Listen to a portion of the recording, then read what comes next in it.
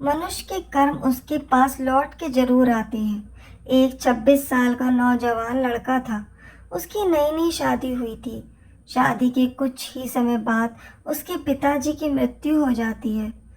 अब जब उसके पिताजी नहीं रहे और उसकी माता अकेली रह गई, तो उस लड़के को उसकी माता बोझ लगने लगती है। वह लड़का अपनी माता को एक वृद्ध आश्रम में भेज देता है। वो लड़का बीच बीच में कई बार वृद्ध आश्रम में आ जाता है और अपनी माँ का खबर अंतर पूछ लेता है कि वह माँ ठीक तो है ना। कुछ समय के बाद वृद्ध आश्रम में से कॉल आता है कि उसकी माता की तबीयत बहुत ज़्यादा खराब है, तो उसे देखने के लिए आओ। वह लड़का अपनी माता की तबीयत देखने के लिए वृद्ध आश्रम पहुंचता है, तो वहां पर जाकर देखता है कि उसकी माँ की तबीयत काफ़ी खराब है। डॉक्टर ने भी उन्हें बोल दिया था कि अब उसकी माता ज़्यादा दिन नहीं जी पाएंगी। अब जब उसे पता था कि मेरी माँ अब ज़्यादा दिन नहीं जी पाएंगी, तब वो अपनी माँ से पूछने लगता है कि माँ, आप मुझे बताइए कि आपकी आखिरी इच्छा क्या है। उसकी माँ उसे कहती है कि बेटा, मेरी आखिरी इच्छा यह है कि तुम इस वृद्ध आश्रम में एक फैन लगवा दो, क्योंकि यहाँ पर बहुत ज़्यादा गर्मी लग रही है।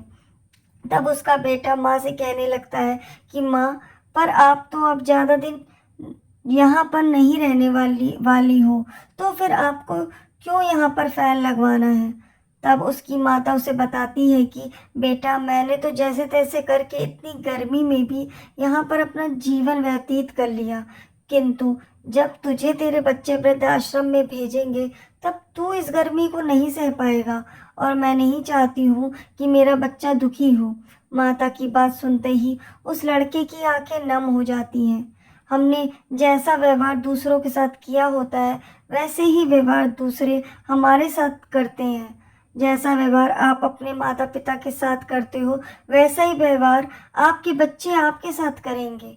हमारे किए हुए कर्म हमारे पास लौट के जरूर आते हैं, और यही इस ब्रह्मांड का नियम है। आखिर मनुष्य को उसके कर्म ही काम आते हैं। जिसने अच्छा कर्म किया होता है, उसके साथ अच्छा होता है, और बुरे कर्म करने वाले लोगों के साथ बुरा होता है। इसलिए हमें हमेशा अच्छे कर्म ही करने चाहिए, ताकि हमारे साथ अच्छा हो। आखिर हमारे साथ हमारे कर्म की दौलत ही आने वाली है।